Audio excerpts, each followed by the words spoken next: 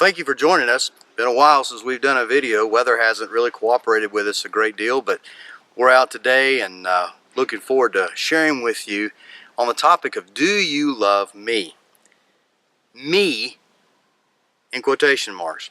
The Apostle Paul in Romans chapter 15 verse 7 says, therefore receive one another just as Christ has received us to the glory of God.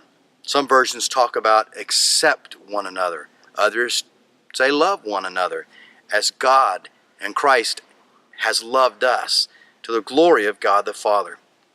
Do you love the real me? You know, most people love us for several reasons. Sometimes people love us for who they think we are. Now that may come from a preconceived idea that they have or expectations that they have of us. They want us to fit into some certain mold, to act a certain way, and as long as we do, they love us. They want us to perform a certain way, say certain things, do certain things, and as long as we do what they expect us to do, they love us. But many times that's not the real us. They have these ideas of who they think we are by putting us into this mold. You can see this a lot of times. It's kind of funny if you've ever gone and you've seen advertisements from churches as they're looking for pastors. They have a mold that they want a person to fit into. People sitting in the congregation, they have an idea in their mind of what the preacher should be, how he should dress, how he should talk, where he should go, where he shouldn't go, how he should visit, how often, all these kind of things. There's a mold. And as long as that person fits into that mold, they love us. Let them step out of that mold, don't love us. Even though that mold may not be biblical, even though the mold that people try to put you in may not have anything to do with Christ or God or any kind of biblical truth, they only want to love you as long as you fit into the mold. Sometimes people love us because of who they think we are, because we project a certain image to them of who we are. Most of the time, it's not real, because we try to figure out what they expect us to be, and we try to live accordingly. We try to do what they want us to do, knowing that when we do this, we will get love. Kids do this all the time with their parents. Parents put expectations a lot of times on the children, and the children know if they follow a certain pattern, they live a certain way, talk a certain way, act a certain way, they get loved. When they don't, they get rejected. We become like chameleons. We change or we adapt to whatever situation or circumstance we find ourselves in, because we, as human beings, all of us, have a desperate need to be loved. We want people to love us. And so we do whatever we have to do in order to be loved and in order to be accepted.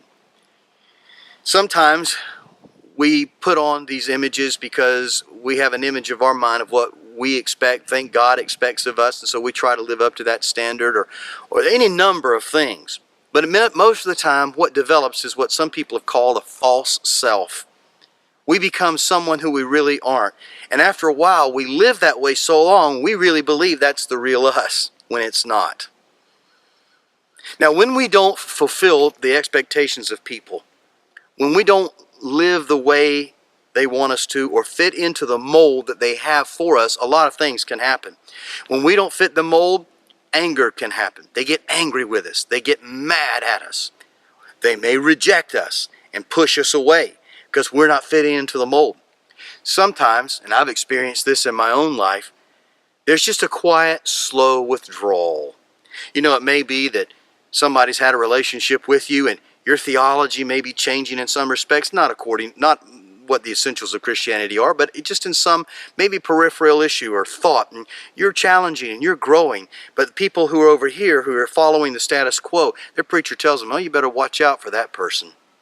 You better kind of distance yourself. They're treading on some dangerous ground, or what they may be questioning or seeking out may be disturbing to you in some respects. And so rather than continue to love them and allow them the freedom to walk with God and allow God the freedom to work in their life, you just quietly, slowly withdraw. Maybe it's You don't email them like you used to.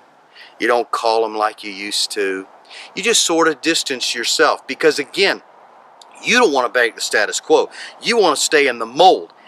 And again, that mold can be all kinds of things. Religious molds, they come in all shapes, forms, and sizes. There's Baptist molds, there's Pentecostal molds, there's Presbyterian molds, there's Episcopalian molds, there's Catholic molds. There's all kinds of molds. And even within those groups, there are subgroups of molds you can fit in.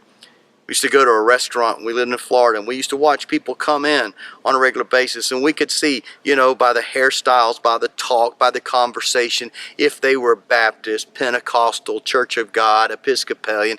It didn't matter. Everybody was living out of the context of the mold that they were putting themselves in. Many times, people stepping out, being themselves, causes such a disruption that there's a severing of relationships that is many times painful. Even within churches, where churches divide, churches split, and people go in different directions because maybe someone's trying to break out of the mold and really pursue God. Do you love me? Do you love me? Are people loving you for who you really are, or are people loving you for who they think you are? Is it because you're fitting into a mold, or because you're projecting to them what you think they want, rather than finding the reality of your position and your status, your standing, your new creation reality in Jesus Christ, and living that out, no matter what anybody thinks? In our next video, we'll talk about somebody who didn't fit into anybody's mold, who refused to be put in a mold, and the relationship he offers to all of us of freedom. In light of that, you spend some time today beholding him who is always beholding you and smiling.